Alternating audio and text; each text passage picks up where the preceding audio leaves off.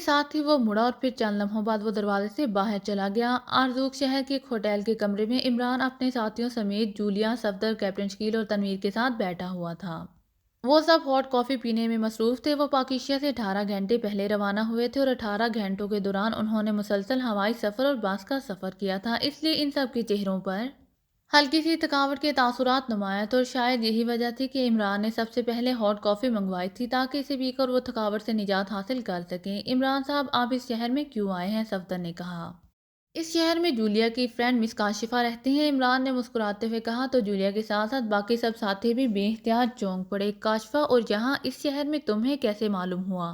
Julia نے انتہائی حیرت بھرے لہجے میں پوچھا۔ میں فون پر اس سے بات بھی کر چکا ہوں۔ یہ اور بات ہے کہ اس نے اپنے آپ کو کاشفہ تسلیم کرنے سے انکار کر دیا ہے، لیکن ہے بہرحال وہ کاشفہ ہی، البتہ اس کا اصل نام ابرینا ہے، عمران نے مسکراتے ہوئے کہا۔ تو سب حیرت بھری نظروں سے عمران کو دیکھنے لگے۔ عمران صاحب، آپ تو اب شرلاک ہومز بن گئے ہیں کہ بیٹھے بیٹھے سب کچھ آپ کو معلوم ہو جاتا ہے، صفدر نے کہا۔ تو سب بے اختیار ہنس پڑے۔ اب کیا کیا جائے جب آپ شرلاک ہومز کے ساتھی ڈاکٹر واٹسن کا کردار ادا کرنے لگے ہیں کہ صرف پوچھتے ہی رہتے ہیں، تو مجبوراً مجھے شرلاک ہومز تو بننا ہی پڑے گا، عمران نے قدرے طنزیہ لہجے میں کہا، کیونکہ مشہور جاسوسی کردار شرلاک ہومز کا ساتھی ڈاکٹر واٹسن خود کچھ نہ کرتا تھا، بس وہ شرلاک ہومز سے وضاحتیں ہی معلوم کرتا رہتا تھا۔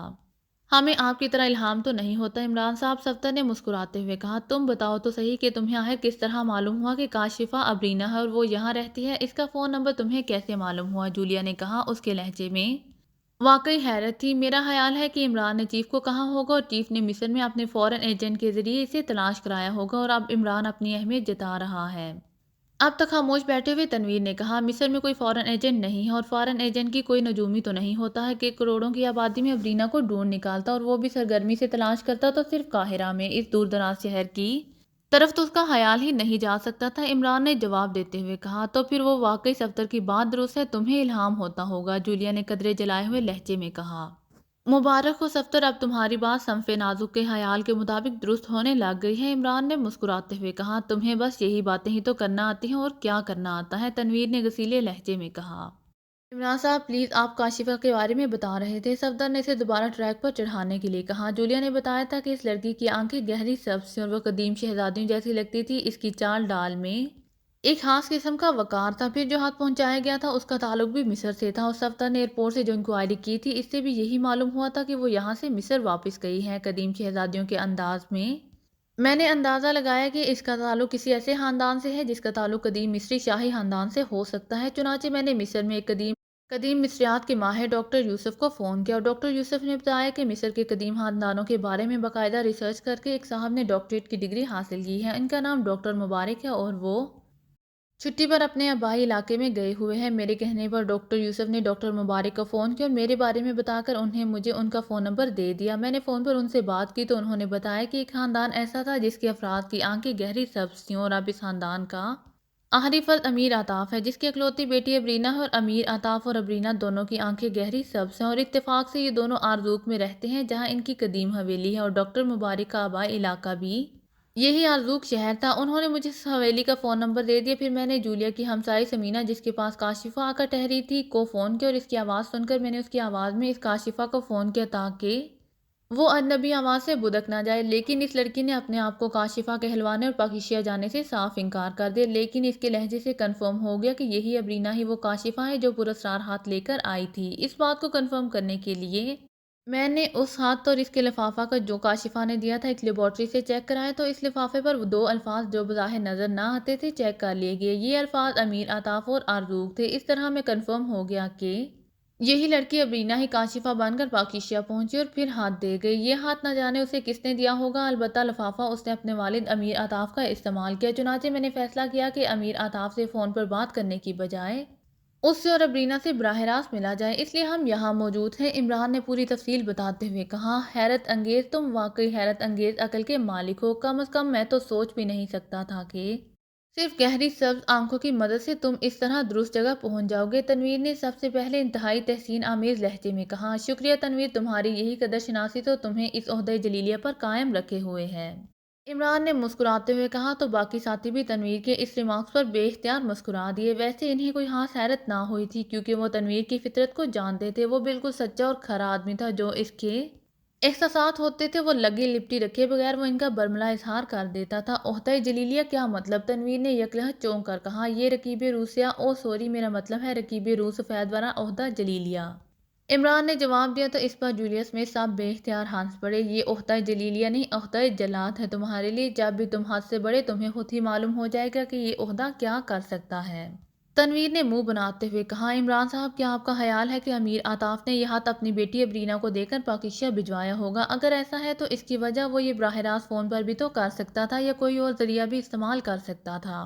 کیپٹن شکیل نے انتہائی سنجیدہ لہجے میں کہا تو سب کے چہروں پر یکلہت سنجیدگی اونت کر آئی۔ میں نے اس پہلو پر سوچا ہے، اگر امیر آطاف خود یہ خط لکھتا یا لکھواتا تو جس طرح اس کا مخصوص لفافہ استعمال ہوا ہے ایسے ہی اس کا ہاتھ بھی مخصوص کاغذ پر ہوتا، کیونکہ مجھے ایسے لوگوں کی نفسیات کا علم ہے جو اپنی بڑائی ظاہر کرنے کے لیے ایسے کاغذ تیار کرواتے ہیں۔ عمران نے جواب دیا، اس کا مطلب تو یہی ہوا کہ امیر آطاف کو اس خط کا علم نہیں ہوگا۔ صالحہ نے کہا، نہیں، امیر آطاف کی مرضی کے بغیر ابرینا ایسا پیچیدہ اور پراسرار انداز اختیار نہیں کر سکتی اور نہ ہی اتنا طویل سفر کر سکتی تھی۔ عمران نے جواب دیا، عمران صاحب، خط کے آخر میں ساتیر لکھا ہوا تھا، یہ نام ہے تو پھر اس کی بجائے امیر آطاف لکھا ہونا چاہیے تھا، اور اگر یہ نام نہیں تو پھر کیا ہے، اور اگر نام ہے تو کس کا ہے؟ صفدر نے کہا، تم نے درست انداز میں سوچا ہے، میں نے بھی اس پر غور کیا ہے۔ ساتیر لغوی طور پر اساطیر کا مخفف ہے، اور اساطیر قدیم دور کے قصے کہانیوں کو کہتے ہیں۔ یہ عربی زبان کا لفظ ہے، اس لحاظ سے دیکھا جائے تو پھر کسی کا نام نہیں بنتا۔ یہ ہو سکتا ہے کہ ہمیں اس نام سے یہ بتایا جانا مقصود ہو کہ بلیک اسکارف قدیم دور کا کوئی قصہ یا کہانی ہو۔ بہرحال میرا خیال ہے کہ امیر آطاف ضرور اس بارے میں کچھ نہ کچھ جانتا ہوگا، تب ہی اس کی بیٹی کو اس کام کے لیے حرکت میں لایا گیا ہے۔ عمران نے کہا، اور پھر اس سے پہلے کہ مزید کوئی بات ہوتی پاس پڑے ہوئے فون کی گھنٹی بج اٹھی تو سب چونک پڑے، کیونکہ جب سے وہ یہاں آئے تھے اس کمرے میں ہی موجود تھے اور یہاں سے عمران نے کسی کو فون بھی نہیں کیا تھا۔ عمران نے ریسیور اٹھانے سے پہلے لاؤڈر کا بٹن پریس کر دیا، اس کے چہرے پر ہلکی سی شرارت بھری مسکراہٹ تیر رہی تھی۔ علی عمران MSCDSC اکثر بول رہا ہوں، عمران نے اپنے مخصوص لہجے میں کہا، جو کہ وہ سب اپنی اصل شکل میں اور اصل کاغذات پر سفر کر رہے تھے، کیونکہ یہ کوئی جاسوسی ٹائم مشن تو تھا نہیں، اس لیے عمران نے اپنے اصل نام اور ڈگریوں سمیت اپنا تعارف کرایا تھا۔ شہاب بول رہا ہوں، عمران صاحب۔ دوسری طرف سے ایک مردانہ آواز سنائی دی، لہجہ مقامی تھا۔ کیا ہوا، کوئی بات بنی یا نہیں؟ عمران نے کہا، امیر آطاف اپنی حویلی میں آپ سے ملاقات کے منتظر ہیں۔ دوسری طرف سے کہا گیا، کیا انہوں نے پہلے انکار تو نہیں کر دیا تھا؟ عمران نے کہا، جی نہیں عمران صاحب، بلکہ آپ کا نام سن کر انہوں نے کہا کہ انہیں تو آپ کی آمد کا شدت سے انتظار تھا۔ شہاب نے جواب دیتے ہوئے کہا، ان کی بیٹی کا کیا رد عمل تھا؟ عمران نے مسکراتے ہوئے کہا، ان کی صاحبزادی ابرینا ان دنوں قاہرہ گئی ہوئی ہیں اور ان کی واپسی ایک ہفتے بعد ہوگی۔ البتہ امیر آطاف جو بوڑھے آدمی ہیں ملاقات میں زیادہ بھیڑ بھاڑ پسند نہیں کرتے، اس لیے آپ اپنا ایک ساتھی لے جا سکتے ہیں۔ آپ سے 1 گھنٹے بعد ملاقات کا وقت طے ہو گیا ہے۔ شہاب نے کہا، آپ گاڑی کا انتظام کر دیں، ہم تیار ہوں گے۔ عمران نے کہا، گاڑی تیار ہوگی؟ دوسری طرف سے کہا گیا تو عمران نے اس کا شکریہ ادا کر کے ریسیور رکھ دیا۔ یہ شہاب کون ہے اور تم نے کب اس سے رابطہ کیا تھا؟ جولیا نے عمران کے ریسیور رکھتے ہی حیرت بھرے لہجے میں پوچھا۔ پاکیزہ سے روانگی سے قبل فون پر اس سے بات ہوئی تھی، اس کی ٹپ بھی ڈاکٹر یوسف نے دی تھی۔ یہ اس شہر کے معروف کلب کا مالک اور مینیجر ہے اور شہرا کے معززین میں اس کا شمار ہوتا ہے، اس لیے امیر آطاف سے بھی اس کی گہری رسم و رواں ہے۔ اس ہوٹل میں قیام کا انتظام بھی اسی نے کیا ہے، میں نے اس کے ذمہ لگایا تھا کہ وہ میری امیر آطاف سے ملاقات کا بندوبست کرے، کیونکہ سنا یہی ہے کہ امیر آطاف بے حد تنہائی پسند ہے اور شاذ و نادر ہی کسی سے ملاقات کرتا ہے۔ عمران نے اس پر تفصیل سے جواب دیتے ہوئے کہا، اور سب ساتھیوں نے اس انداز میں سر ہلا دیے جیسے وہ عمران کی اس کارروائی پر اسے خراج تحسین پیش کر رہے ہوں۔ میں تمہارے ساتھ جاؤں گی، جولیا نے کہا۔ میرا خیال تھا کہ تنویر میرے ساتھ چلے، عمران نے کہا۔ تو تنویر سمیت سب اس کی بات سن کر بے اختیار چونک پڑے۔ کیوں؟ تنویر کی بجائے جولیا نے حیرت بھرے لہجے میں پوچھا۔ تاکہ اگر امیر آطاف اصل بات بتانے سے انکار کر دے تو اس کی گردن ناپی جا سکے، عمران نے جواب دیا تو سب بے اختیار ہنس پڑے۔ تم فکر مت کرو، یہ کام میں بھی کر لوں گی، جولیا نے مسکراتے ہوئے کہا۔ اس کے لیے تمہیں پہلے تنویر کی گردن ناپنے کا کامیاب مظاہرہ کرنا پڑے گا، عمران نے کہا۔ تو کمرہ بے ساختہ قہقہوں سے گونج اٹھا۔ مصر کے دارالحکومت قاہرہ کے ایک نواحی علاقے جسے گارزان کہا جاتا تھا میں ایک وسیع اور قدیم حویلی کے اندر ایک کمرے میں کرسی پر بوڑھا محروم بیٹھا ہوا تھا۔ اس کے جسم پر مخصوص سیاہ رنگ کا لباس تھا جس پر چھوٹے چھوٹے سفید دائرے بنے ہوئے تھے۔ اس کے ہاتھ میں کوئی کاغذ تھا اور اس کاغذ کو اس طرح غور سے دیکھ رہا تھا جیسے نظروں ہی نظروں میں ان کی اسکریننگ کر رہا ہو۔ کمرے کی دیواروں پر سیاہ بمرے اور سفید چمگادڑوں کی بڑی بڑی تصویریں بنی ہوئی تھیں۔ इन तस्वीरों में तेज चमकदार फ्लोरासेंट कलर इस्तेमाल किए गए थे कि नीम अंधेरे में भी ये तस्वीर रोशनी की तरह चमक रही थी। अचानक कमरे का दरवाजा खुला और एक लंबे कद और भारी जिस्म का आदमी अंदर दाखिल हुआ। इसका ऊपर वाला जिस्म लिबास से बेनियाज था। उसने सिर्फ पजामा पहना हुआ था। वो अंदर दाखिल होकर महरूम के सामने रुकू के बल झुक गया। क्या बात है, क्यों आए हो माशाबा, महरूम ने सख्त लहजे में कहा। जेम्स हाजिरी की इजाज़त चाहता है आका, इस माशाबा ने झुके झुके अंदाज में जवाब देते हुए कहा। भेज तो इसे, महरूम ने कहा और माशाबा झुके झुके अंदाज में मुड़ा और तेजी से दरवाज़ा खोलकर बाहर चला गया। महरूम ने कागज़ को तय करके अपने लबादे के अंदर किसी जेब में रख लिया। चंद लम्हों बाद दरवाज़ा खुला और वही कूवी हैकल गंजे सार वाला बूढ़ा अंदर दाखिल हुआ जिसने ताबूत की तस्वीरें खींची थी। ये उसके हाथ में एक बैग था। उसने सर झुकाकर महरूम को सलाम किया। आओ बैठो जेम्स, मुझे यकीन है कि तुम कामयाबी की खबर सुनाओगे, बूढ़े महरूम ने कहा। हाँ बुजुर्ग महरूम, मैं कामयाब हो गया हूँ, आने वाले ने मुसरत भरे लहजे में कहा और फिर महरूम के सामने मौजूद कुर्सी पर बैठकर उसने हाथ में पकड़े हुए बैग को गोद में रखा और फिर इसे खोलकर इसमें से एक बड़ा सा लिफाफा निकाला और इस बैग को बंद करके कुर्सी के साथ ही फर्श पर रख दिया। फिर उसने लिफाफा खोलकर इसमें से तस्वीरों का एक बंडल निकाला और महरूम की तरफ बढ़ा दिया। मुझे तस्वीरें नहीं, नतीजा बताओ, महरूम ने सर्द लहजे में कहा। तो जेम्स ने अस्पात में सर हिलाया और फिर लिफाफे के अंदर से कागज निकालकर महरूम की तरफ बढ़ा दिया। पढ़कर सुनाओ, महरूम ने कहा। तो जेम्स ने कागज खोला और इसे पढ़ना शुरू कर दिया। ये ताबूत तोतन आमंच की बेटी शहजादी माकोशी का है। शहजादी माकोशी ने अपनी पूरी जिंदगी ब्लैक स्कार्फ को जिंदा करने का राज तलाश करने में सर्फ कर दी और इंतहाई ज़बरदस्त जद्दोजहद के बाद आखिरकार ये राज मालूम करने में कामयाब हो गई। लेकिन इसके साथ ही वो किसी ऐसी पुरस्कार बीमारी का शिकार हो गई जिसकी वजह से वो चलने फिरने हत्ता के बोलने तक से माजूर हो गई। तो उसने ये राज इन तस्वीरों में छुपा दी और वसीयत कर दी कि इसकी मौत के बाद ये तस्वीरें इसके ताबूत पर मुंतकिल कर दी जाएं। और इसके चंद रोज बाद ही वो हलाक हो गई और फिर उसकी वसीयत के मुताबिक ये तस्वीरें उसके ताबूत पर मुंतकिल कर दी गई। जैब ने कागज़ पढ़ते हुए कहा। फिर ये राज मालूम हुआ है, महरूम ने कहा। हाँ जनाब, मैंने इन तस्वीरों को इनलाज करके इन्हें कदीम दौर के माहिरीन को दिखाया तो ये राज मालूम हो गया। उसके मुताबिक वादी शाह के अंदर एक ऐसा कुआं मौजूद है जिसे छुपा दिया गया है। इस कुएं की तह में एक संदूकचा है। इस संदूकचे को खोला जाए तो इसके अंदर वो राज मौजूद है जिसके जरिए स्याह बमने और सफ़ेद चमगादड़ को ना सिर्फ तलाश करके जिंदा किया जा सकता है बल्कि इसकी मदद से ब्लैक स्कार्फ को पूरी दुनिया में फैलाया जा सकता है। और ये सब कुछ करेगा वो ब्लैक स्कार्फ का पहला आका होगा। इसे शैतान की ऐसी ताकतें दी जाएंगी कि वो इन ताकतों के जरिए पूरी दुनिया पर हुकूमत करेगा। इसे शैतान के दरबार में शैतान का कुर्ब हासिल होगा। जेम्स ने कागज़ पर लिखे हुए अल्फाज मुसलसल पढ़ते हुए कहा।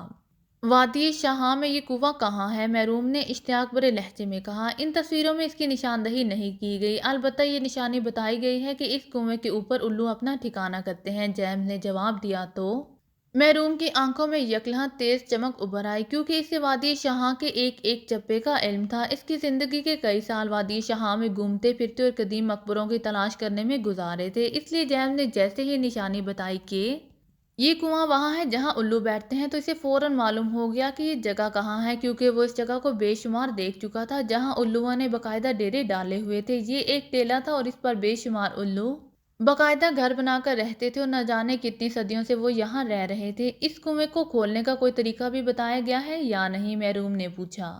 हाँ, ये लिखा गया है कि बर्फ की तरह सफ़ेद उल्लू जिसकी दुम पर स्याह रंग का धब्बा हो, इसे पकड़कर इसको 3 दिनों तक भूखा रखा जाए और फिर इसे ज़िबा करके इसका खून इस कुएं पर डाला जाए तो कुआं खुल जाएगा। जेम्स ने जवाब दिया। और कुछ, महरूम ने कहा। नहीं, इसके अलावा और कुछ नहीं है, जेम्स ने जवाब देते हुए कहा। तुमने ये तस्वीरें कहाँ से पढ़वाई हैं, महरूम ने पूछा।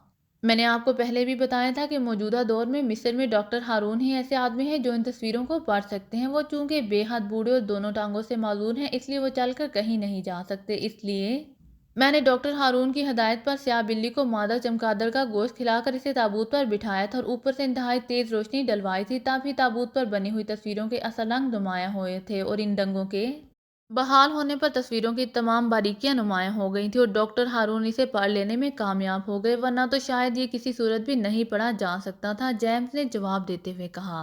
डॉक्टर हारून का क्या अंजाम हुआ है, महरूम ने पूछा। मैं वापस जाकर इसे हलाक कर दूंगा। अभी तक मैंने इसे इसलिए हलाक नहीं किया कि शायद आप इस सिलसिले में मजीद कुछ मालूम करना चाहें। वैसे भी मैंने इसे इन तस्वीरों को पढ़ने की इंतहाई भारी रकम दी है कि मैं माशी तौर पर कलाश हो गया हूँ, इसलिए वो रकम भी मैंने वापस हासिल करनी है, जेम्स ने बड़े शैतानी अंदाज में मुस्कुराते हुए कहा। लेकिन इसके लिए तुमने मुझसे भी इंतहाई भारी रकम वसूल कर रखी है। محروم نے کہا، اتنی رقم تو میں نے آپ سے مزید بھی لینی ہے جناب، اور اس بوڑھے نے اس قدر بھاری رقم کا کیا کرنا ہے؟ بظاہر تو اس نے یہ کہہ کر مجھ سے رقم لی تھی کہ وہ اپنا علاج کرانے ایکریمیا جائے گا، لیکن جب اس نے ہلاک ہی ہو جانا ہے تو پھر اتنی بھاری رقم کیوں کر چھوڑی جائے؟ جیمز نے جواب دیا، ہاں تم نے درست انداز میں سوچا ہے، میں منگواتا ہوں تمہارے لیے رقم، محروم نے کہا، اور اس کے ساتھ ہی اس نے آہستہ سے تالی بجائی۔ اس کے تالی بجاتے ہی وہی پاجامہ پہنے ہوئے آدمی اندر داخل ہوا اور سر جھکا کر کھڑا ہو گیا۔ ماشابہ، محروم نے کہا۔ حکم آقا، ماشابہ نے جواب دیا۔ جیمز سے یہ لفافہ لو، اس سے بڑی تجوری میں رکھ دو، اس تجوری سے $20 لاکھ کی گڈیاں لے کر انہیں کسی بڑے بیگ میں ڈال کر یہاں لے آؤ اور مسٹر جیمز کو دے دو، محروم نے بڑی تفصیل سے حکم دیتے ہوئے کہا۔ حکم کی تعمیل ہوگی آقا، ماشابہ نے کہا، اور اس کے ساتھ ہی وہ جیمز کی طرف بڑھا تو جیمز نے لفافہ اس کی طرف بڑھا دیا۔ کاغذ اور تصویریں اس لفافے میں ڈال دی گئی تھی۔ ماشابہ نے لفافہ لیا اور مڑ کر دروازے کی طرف بڑھ گیا۔ جیمز کے چہرے پر مسرت کے تاثرات موجود تھے۔ یہ ڈاکٹر ہارون کہاں رہتا ہے؟ محروم نے پوچھا تو جیمز نے تفصیل بتا دی۔ کیا وہ اکیلا رہتا ہے؟ محروم نے پوچھا۔ 2 ملازمین اس کے ساتھ رہتے ہیں۔ ڈاکٹر ہارون بے اولاد ہے اور بیوی بھی گزشتہ سال فوت ہو چکی ہے، جیمز نے جواب دیا۔ تم نے اسے کیسے تلاش کیا؟ محروم نے پوچھا۔ میرا تو یہی بزنس ہے، بڑی بڑی پارٹیاں ایسے ہی کاموں کے لیے میری خدمت حاصل کرتی رہتی ہیں، آپ کو بھی تو میری ہی کسی پارٹی نے میرا ریفرنس دیا تھا، تب ہی آپ نے مجھ سے بات کی، جیمز نے بڑے فخرانہ لہجے میں کہا۔ ہاں، ہمیں ساتیر نے تمہارے بارے میں بتایا تھا، محروم نے جواب دیا، اور جیمز نے اس بات میں سر ہلا دیا۔ تھوڑی دیر بعد دروازہ کھلا اور ماشابہ اندر داخل ہوا۔ اس کے ہاتھ میں بیگ تھا۔ یہ لیجئے، ماشابہ نے بیگ جیمز کی طرف بڑھاتے ہوئے کہا۔ جیمز نے بیگ اس کے ہاتھ سے لیا، اسے کھولا تو اندر واقعی ڈالرز کی گڈیاں موجود تھیں۔ اس نے نظروں ہی نظروں میں مالیت کا اندازہ لگایا اور اس کے چہرے پر انتہائی مسرت کے تاثرات ابھر آئے۔ اس نے بیگ بند کر کے اسے آنے والے بیگ کے اندر رکھا اور اس کے ساتھ ہی کھڑا ہو گیا۔ بہت شکریہ امیر محروم، جیمز نے مسرت بھرے لہجے میں کہا تو کرسی پر بیٹھا ہوا محروم بے اختیار مسکرا دیا۔ جیمز مڑا اور تیز تیز قدم اٹھاتا ہوا کمرے سے باہر چلا گیا۔ خادم ماشابہ بھی اس کے پیچھے تھا۔ تھوڑی دیر بعد دروازہ کھلا اور خادم ماشابہ اندر داخل ہوا اور محروم کے سامنے آ کر جھک گیا۔ کیا انجام ہوا اس جیمز کا؟ محروم نے بڑے سرد لہجے میں پوچھا۔ حکم کے مطابق جلاد نے اس کی گردن اڑا دی ہے آقا، اور بیگ میں نے واپس تجوری میں رکھ دیا ہے۔ خادم ماشابہ نے اس انداز میں بات کی جیسے انسان کے قتل کی بجائے کسی موذی جانور کو ہلاک کرنے کی بات کر رہا ہو۔ اب جاؤ اور ڈاکٹر ہارون کو بھی ہلاک کر دو تاکہ اس لفافے میں جو کچھ لکھا ہوا ہے اس کا میرے علاوہ اور کوئی جاننے والا باقی نہ رہے، محروم نے انتہائی سرد لہجے میں کہا۔ حکم کی تعمیل ہوگی آقا، خادم ماشابہ نے سر جھکا کر انتہائی مؤدبانہ لہجے میں کہا اور تیزی سے مڑ کر کمرے سے باہر چلا گیا۔ اگر آپ کو میری ویڈیو پسند آئے تو please like, share and subscribe کرنا مت بھولیے گا۔ جزاک اللہ۔